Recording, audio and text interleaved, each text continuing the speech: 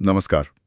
आज 19 जून 2025 है और हम दुनिया भर की अहम खबरों पर एक गहरी नज़र डालेंगे। जी। हमारे पास कई स्रोत हैं, समाचार लेख, रिपोर्ट्स वगैरह। कोशिश यही है कि इन सब में से जो ज़रूरी जानकारी है उसे निकालें और समझें कि क्या हो रहा है। बिल्कुल। और आज के स्रोतों में काफी कुछ है।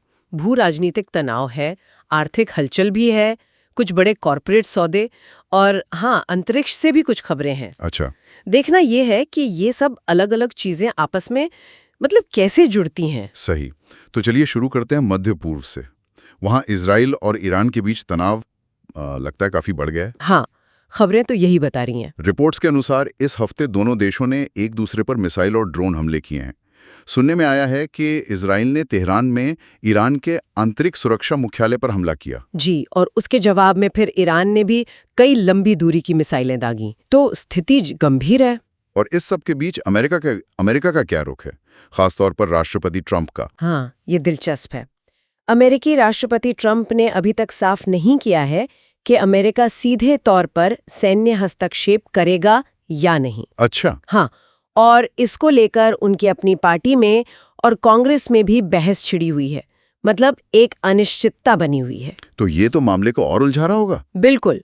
और दुनिया भर में चिंता है। संयुक्त राष्ट्र महासचिव ने भी कहा है कि संयम बरतें, लड़ाई को और न बढ़ाएं। और पड़ोसी देश जैसे तुर्की ने जाहिर है क्षेत्रीय अस्थिरता को देखते हुए अपनी सीमाओं और हवाई क्षेत्र की सुरक्षा काफी बढ़ा दी है।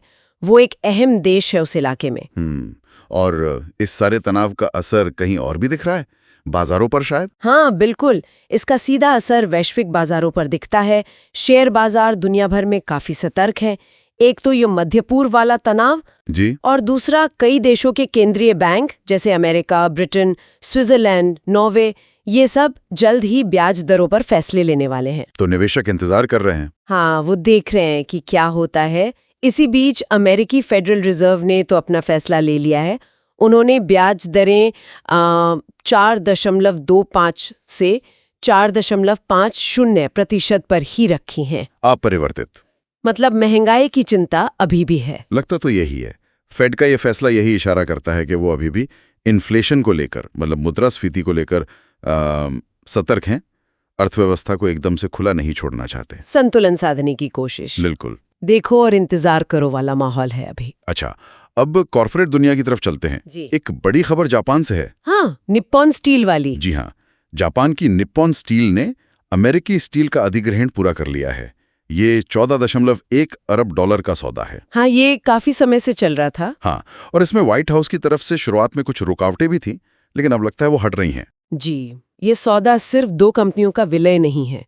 ये दिखाता है कि कैसे आजकल बड़े व्यापारिक सौदों में राष्ट्रीय सुरक्षा और आर्थिक हित दोनों को देखा जा रहा है। मतलब एक जटिल प्रक्रिया है। बिल्कुल।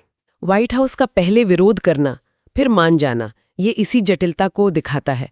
इसका असर वैश्विक सप्लाई चेन पर भी पड़ेगा। अब जरा भारत की बात कर लें।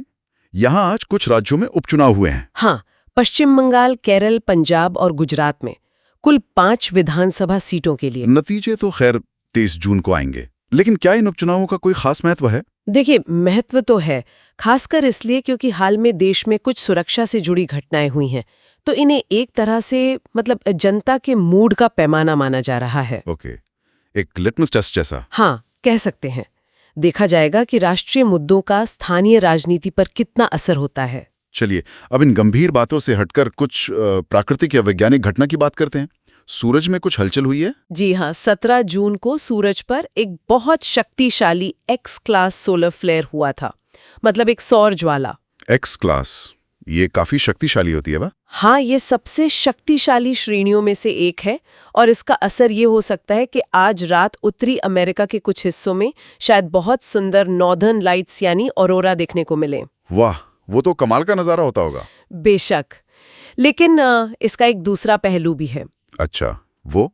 इतनी शक्तिशाली सौर ज्वाला पृथ्वी के चुंबकीय क्षेत्र में गड़बड़ी पैदा कर सकती है।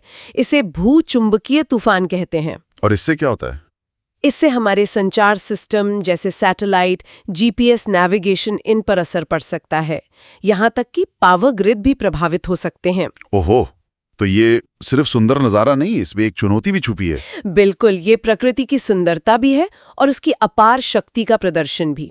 और इन सब अलग अलग खबरों को जोड़ते हुए रॉयटर्स ने कुछ तस्वीरें भी जारी की हैं दुनिया भर से। हाँ, वो ग्लोबल राउंड अप, उसमें न्यूयॉर्क में विरोध प्रदर्शन है, स्पेन पहुंचते हुए प्रवासी हैं, वेनेजुएला से कॉर्पस क्रिस्टी के पारंपरिक दृश्य हैं। ये तस्वीरें हमें याद दिलाती हैं कि बड़ी घटनाओं के बीच भी जमीनी स्तर पर जीवन चलता रहता है। सही कहा, ये उन बड़ी खबरों को एक मानवीय चेहरा देती हैं। तो आज हमने देखा कि कैसे मध्य पूर्व का तनाव दुनिया के बाजारों को हिला सकता है, हाँ, और कैसे अरबों डॉलर के सौदे तय होते हैं। और कैसे अंतरिक्ष की एक घटना पृथ्वी पर सुंदरता और चुनौती दोनों ला सकती है। सब कुछ जुड़ा हुआ है, एक घटना का असर दूसरी पर पड़ता है, चाहे वो कितनी भी दूर क्यों ना लगे। बिल्कुल, और इसी जुड़ाव पर शायद सोचने की जरूरत है।